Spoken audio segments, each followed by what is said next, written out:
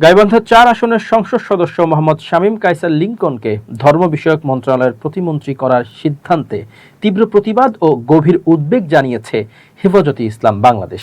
একই সঙ্গে সরকারকে এই সিদ্ধান্ত অবিলম্বে পুনর্বিবেচনার আহ্বান জানিয়েছে সংগঠনটি। গণমাধ্যমে পাঠানো এক বিবৃতিতে হেফাজতে ইসলাম বাংলাদেশের প্রচার সম্পাদক মুফতি কিফায়েতুল্লাহ আজহারি এ প্রতিবাদ জানান। বিবৃতিতে বলা হয়, শুক্রবার সন্ধ্যায় বঙ্গভবনে শপথ অনুষ্ঠানে শামীম কায়সার লিংকনকে ধর্ম বিষয়ক মন্ত্রণালয়ের প্রতিমন্ত্রী হিসেবে শপথ পড়ানো হয়েছে। দেশের আলেম ওলামা ও তাওহিদি জনতার পক্ষ থেকে এ সিদ্ধান্তের তীব্র প্রতিবাদ জানানো হয়েছে বলে বিবৃতিতে উল্লেখ করা হয়। হেফাজতে ইসলামের নেতারা দাবি করেন, এর আগের দিন সম্মিলিত ওলামা মাশায়েখ বাংলাদেশ এর উদ্যোগে আয়োজিত সংবাদ সম্মেলনে শামীম কায়সার লিংকনকে ধর্ম মন্ত্রণালয়ের দায়িত্ব দেওয়ার বিষয়ে আপত্তি জানানো হয়েছিল।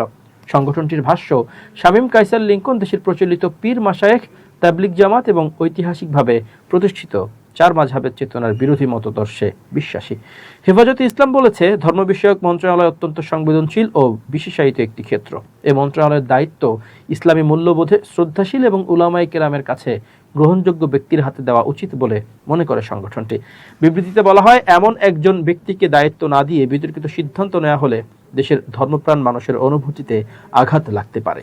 বিবৃতিতে সরকারকে সতর্ক করে হেফাজতে ইসলাম বলেছে, কওমে আলেম সমাজ ও তাওহিদি জনতার অবদান ও পরামর্শ উপেক্ষা করে সিদ্ধান্ত বাস্তবায়ন করা হলে উলামায়ে কেরামের সঙ্গে সরকারের সুসম্পর্ক ও আস্থার বড় ধরনের নেতিবাচক প্রভাব পড়তে পারে। সংগঠনটি শামীম কায়সার লিংকনকে ধর্ম প্রতিমন্ত্রী হিসেবে নিয়োগের সিদ্ধান্ত অবিলম্বে বাতিলের দাবি জানিয়েছে। একই সঙ্গে আলেম ওলামাদের সঙ্গে পরামর্শ করে একজন যোগ্য, অভিজ্ঞ ও সর্বজন গ্রাহ্য ব্যক্তিকে ধর্ম বিষয়ক মন্ত্রণালয়ের দায়িত্ব দেওয়ার জন্য সরকারের প্রতি আহ্বান জানিয়েছে হেফাজতে ইসলাম বাংলাদেশ।